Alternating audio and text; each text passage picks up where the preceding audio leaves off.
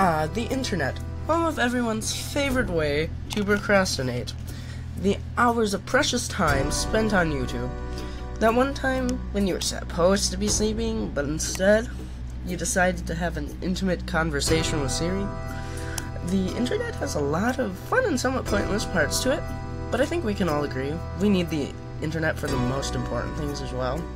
In this age, the internet is less of a luxury and more of an essential item for everyday tasks.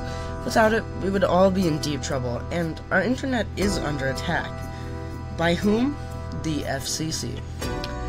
Getting rid of net neutrality would help the big businesses, but not people like us. Taking away net neutrality would only mean more money for the big businesses and more fees for us. You may be wondering, what even is net neutrality? Maybe you already know, but if you don't, let me get you up to speed. Without guidelines in place such as net neutrality, internet service providers can charge for premium internet. This in turn means you would have to pay for basic packages. So that means no free YouTube, no free Google, or things similar to that. Now of course, this would affect more than just Google and YouTube. Even basic websites such as blogs could be affected. Want to check your Facebook? Just buy the Facebook package for $19.99. Who depends on net neutrality? Absolutely anyone who uses the internet. That means basically everyone depends on net neutrality. It is essential for every task one can do now. It is especially hurtful to the small businesses, though. According to Paul Doherty, business services manager of Abbott Laboratories, repealing net neutrality would only hurt the small businesses, as larger corporations have their own custom company-made internet. When asked about the effect it would have on Abbott, he said, due to Abbott being such a large company, it would have no effect. It would harm the smaller businesses, but the extremely large companies just wouldn't allow that to affect them. Now, would this infringe any rights? According to Jennifer Doherty, an attorney with Edward T. Joyce, when asked if it would be legal, she said,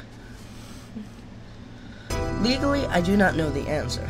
Ethically, it is unfair to people who are currently receiving a good deal for what they want, but it may be an option for people who otherwise would not have an opportunity to have such services. For example, perhaps such a system would allow someone to pay less for lesser services and potential interruptions. However, it seems wrong to monopolize a market in such a way when the world is so dependent on the internet services nowadays.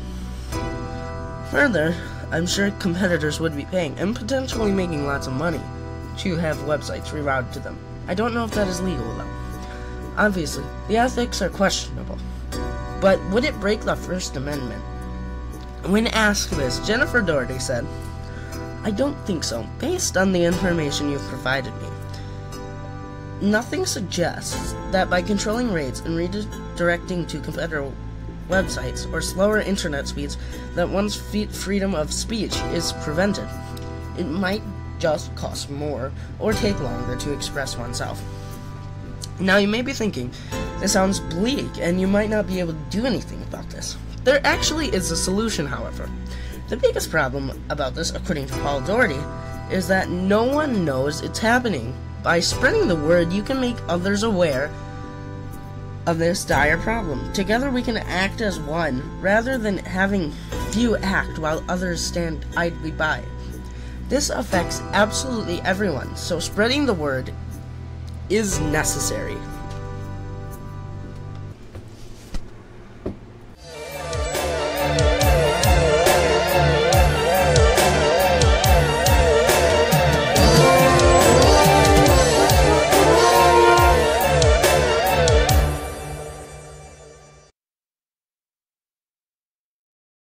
Created using PowToon.